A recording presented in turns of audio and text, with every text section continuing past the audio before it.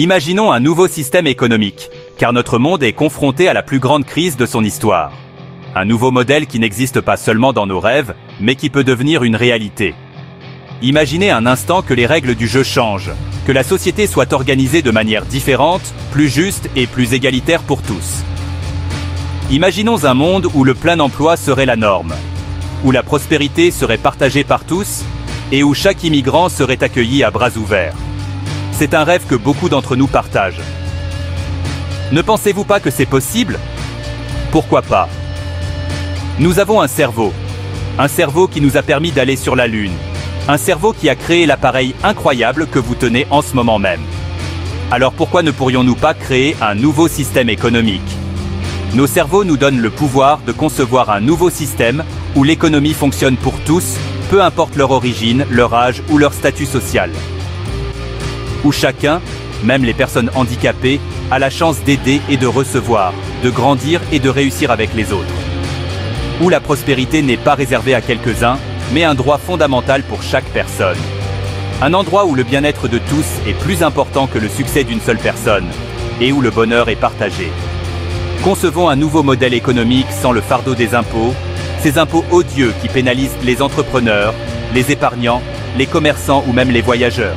Nous devrions être capables de concevoir un nouveau système fiscal où l'argent durement gagné des gens n'est pas touché, où les gens peuvent profiter des fruits de leur travail sans craindre de perdre ce qu'ils ont gagné. Cela ressemble à un rêve, n'est-ce pas? Mais parfois, les rêves peuvent nous mener à de nouvelles réalités. Mais si je vous disais que c'est possible? Dans nos autres vidéos, nous avons exploré de nouvelles idées et de nouveaux modèles qui peuvent changer notre façon de vivre et de travailler, si nous sommes assez courageux pour les explorer ensemble. Ce nouveau système est basé sur la collaboration, pas sur la concurrence. Sur l'entraide, la confiance mutuelle et la construction de réseaux de soutien qui nous permettent d'avancer en tant que communauté. Il est basé sur l'idée que nous méritons tous une bonne vie, quelle que soit notre situation. Que si une personne réussit, nous réussissons tous, et qu'ensemble, nous pouvons surmonter n'importe quoi. Un monde où il y a du travail pour tous, où chaque effort est valorisé et récompensé, et où la richesse est partagée équitablement afin que personne ne soit laissé pour compte. Un monde où l'immigration n'est pas un problème, mais une chance d'enrichir notre culture et notre société. Où chaque nouvelle personne apporte ses talents et son histoire, et qu'ensemble nous construisons quelque chose de plus grand. Ce système n'est pas un rêve impossible. C'est le résultat de la créativité, de l'expérimentation de nouvelles choses, et du désir de changer ce qui ne fonctionne pas. C'est une réelle possibilité, basée sur de nouvelles idées, et le désir de construire un avenir meilleur. Un avenir où la technologie et les gens travaillent ensemble pour créer des solutions durables et équitables. Nous devons commencer par réfléchir à la propriété privée. La propriété privée est un droit fondamental protégé par notre Constitution. Mais dans la vie réelle, ce droit est souvent bafoué, tant par le gouvernement que par les municipalités. Pourquoi le gouvernement s'immisce-t-il dans nos vies et fourre-t-il son nez dans nos biens? La réponse est qu'ils ont besoin de percevoir des impôts. Chaque mois, des millions de citoyens voient une partie de leur argent partir en impôts. Ce processus, que beaucoup considèrent comme un vol légal. Chaque fois que vous achetez ou vendez, chaque fois que vous voulez créer une entreprise, chaque fois que vous voulez épargner de l'argent, chaque fois que vous voulez voyager, le gouvernement vous facture une taxe, viole le droit fondamental à la propriété privée. Cette pratique terrible nous amène à nous demander jusqu'où le gouvernement peut-il s'immiscer dans nos vices? Ces impôts sont souvent considérés comme un moyen de s'approprier nos biens privés, ils devraient donc disparaître. Mais l'implication du gouvernement ne s'arrête pas là. Les municipalités contrôlent également nos biens. Des règles sur les matériaux de construction au nombre de salles de bain qu'une maison peut avoir, en passant par les frais et les permis, les règles locales peuvent sembler excessives. Ces règles, même si elles visent souvent la sécurité et l'ordre public, peuvent limiter la liberté des propriétaires de décider comment utiliser leur propriété. Dans les deux cas, toute la paperasse devient un obstacle que de nombreuses personnes doivent affronter. Le sentiment que le gouvernement et les municipalités fourrent leur nez dans nos vies est de plus en plus courant. Il est important qu'en tant que citoyens, nous remettions en question ces actions et défendions notre droit à la propriété privée. la discussion sur l'équilibre entre l'intérêt public et les droits individuels est plus importante que jamais. Eh bien, nous savons déjà que tous les impôts pénalisent les personnes qui travaillent au dur, qui épargnent et qui entreprennent, et qu'ils sont aussi totalement néfastes. Mais alors, comment finançons-nous les services publics? Grâce à Google Earth, nous pouvons voir qu'autour de toutes les villes du monde, il y a d'énormes quantités de terrains vides qui ne paient pas d'impôts. C'est un problème qui nuit à l'économie locale et à la croissance des villes. Ainsi, la mise en place d'une politique de perception des impôts sur ces terrains pourrait avoir plusieurs avantages importants. Plus de recettes fiscales. Ces nouveaux fonds pourraient être utilisés pour éliminer tous les impôts qui nuisent aux gens et, à leur tour, améliorer les services publics, les infrastructures ou les programmes sociaux de la ville. Encourager le développement, taxer les terrains vides pourrait inciter leurs propriétaires à construire, vendre ou utiliser ces terrains à des fins utiles, ce qui stimulerait l'économie et le marché immobilier. Meilleure utilisation des terres.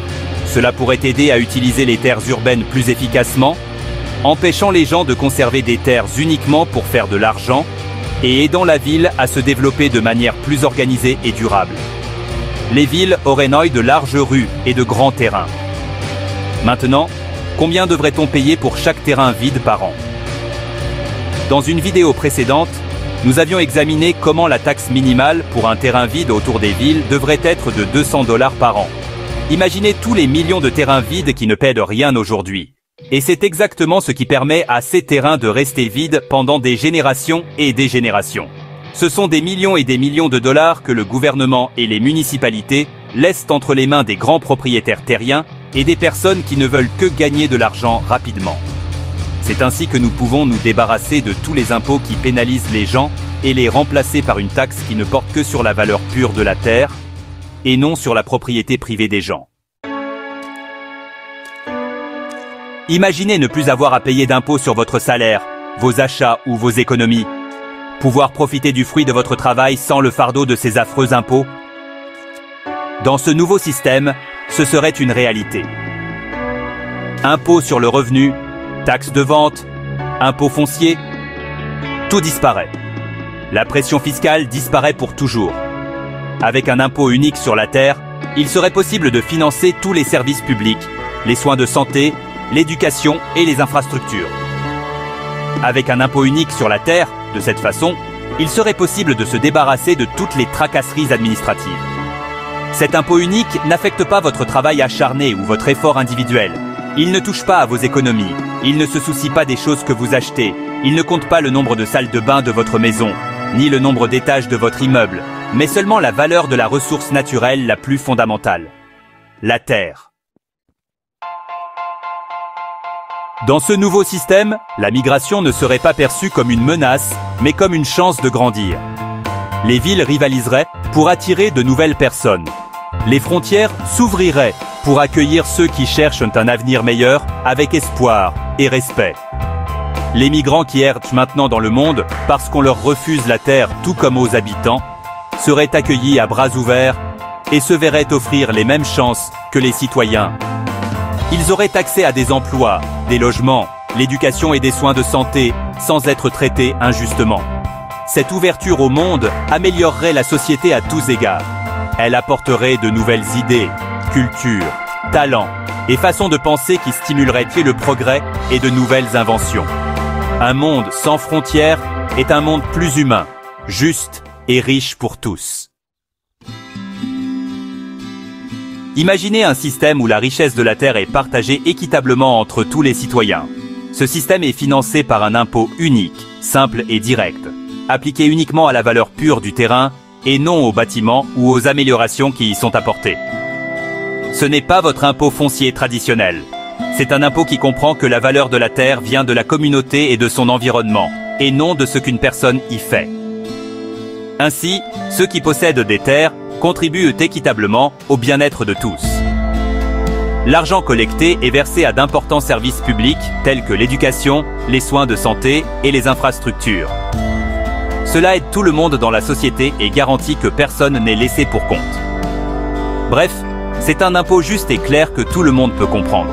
Il ne permet pas de faveurs spéciales cachées ni d'évasion fiscale, comme ces stratagèmes que l'on voit parfois. Il y a un tarif fixe. 200 $ par acre de terre rurale et 200 $ pour chaque lot urbain de 500 mètres carrés. Ce tarif est clair, facile à prévoir et simple à mettre en œuvre. C'est aussi le meilleur moyen de s'assurer que les droits de propriété privée des gens sont protégés. Le seul document officiel pour prouver la propriété légale d'un terrain serait le titre de propriété enregistré au bureau du cadastre.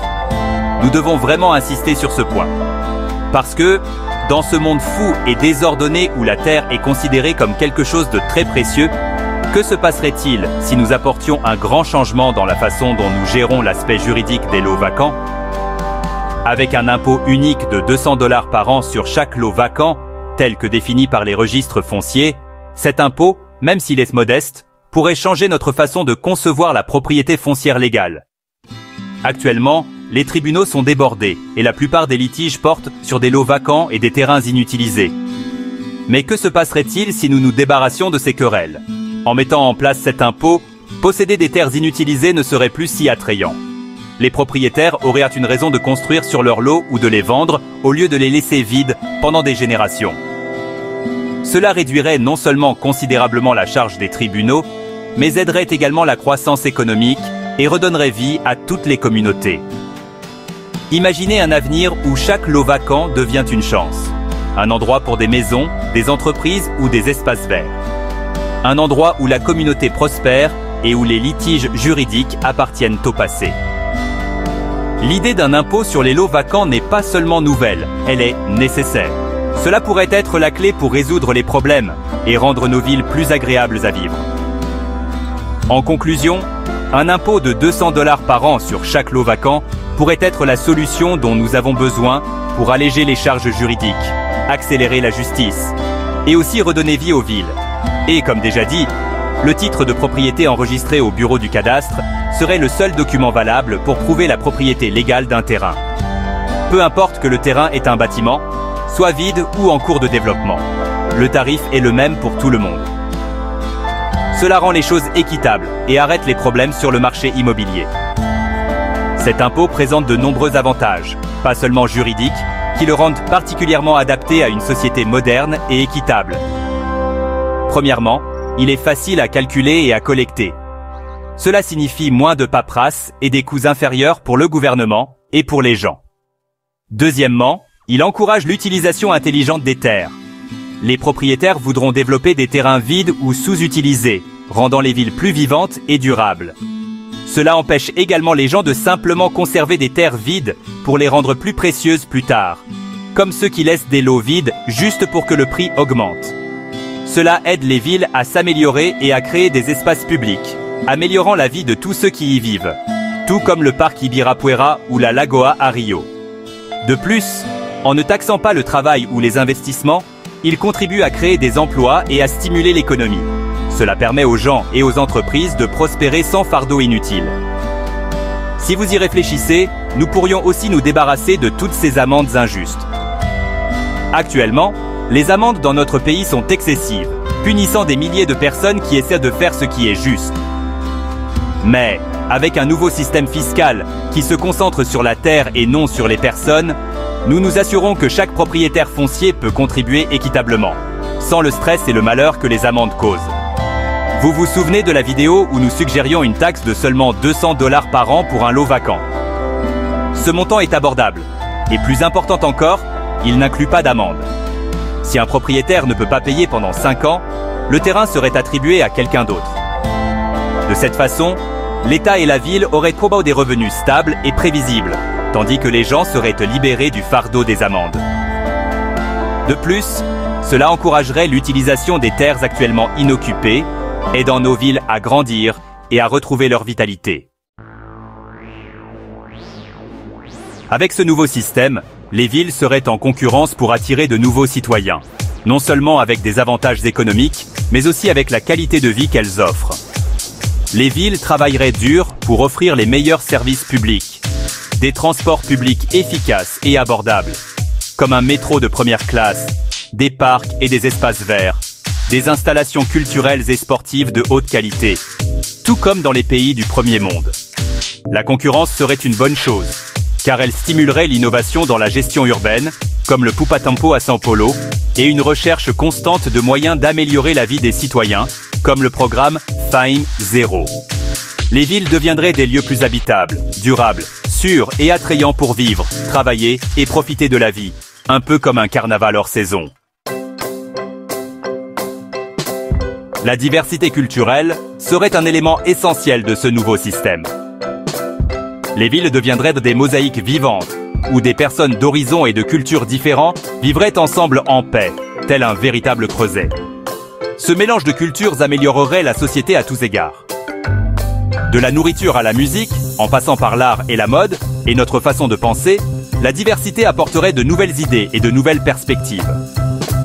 La coexistence de différentes cultures nous aiderait à être plus tolérants, respectueux et compréhensifs envers les personnes d'horizons différents. Cela rendrait les armées et les guerres inutiles, créant une société plus pacifique, juste et égalitaire. Grâce à l'impôt foncier unique, les mairies auraient suffisamment d'argent pour financer de bons services publics pour tous les citoyens. Le système de santé publique serait encore meilleur, avec des hôpitaux modernes, dotés des dernières technologies et des professionnels de la santé bien formés et équitablement rémunérés. L'éducation publique, de la crèche à l'université, serait gratuite et de haute qualité, à l'image d'un système éducatif d'excellence.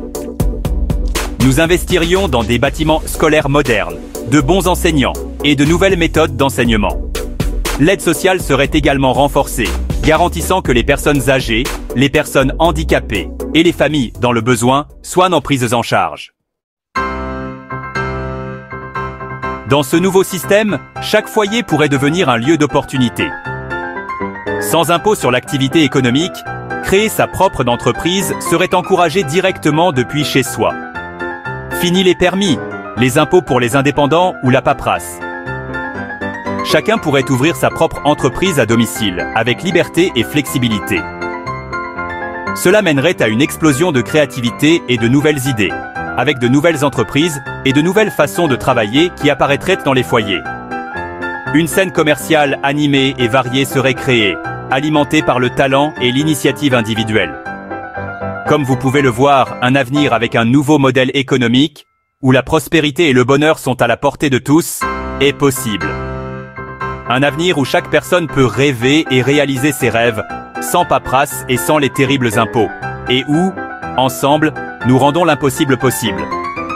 Un avenir où le respect de la propriété privée est la pierre angulaire de notre liberté. Nous devons être conscients de la façon dont les politiques publiques peuvent affecter ce droit et lutter pour un système qui respecte nos décisions en tant que propriétaires. Si vous avez aimé la vidéo, je vous invite à la partager.